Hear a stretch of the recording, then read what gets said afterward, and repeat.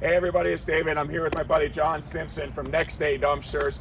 And as a service to our clients on March 4th from 8 o'clock to 12 o'clock at my office, 8 Evergreen Road in Smyrna Park for my clients, we're gonna have two 30-yard containers where you can do your spring cleanup and throw away all the stuff that's been piling up. I know whenever I drive by a dumpster, I always wanna stop and throw stuff out. But John, tell us a little about your business. How much would it cost for somebody to get a 30-yard can or a 15-yard can if they can't make our event?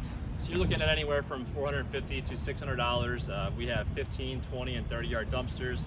I'd recommend the 15-yarder if you have a small garage clean out. You can jump it up to the 20 if it's a little bit bigger, kitchen, bathroom type of deal. And then we have the 30-yarders if you have a big project. Love it. Next Day Dumpsters is your go-to for dumpsters in Anne Arundel County. No doubt about it. You can find them online. You can call the number 800-954-NEXT. Thanks, John. Sure. Appreciate you so much. Appreciate it.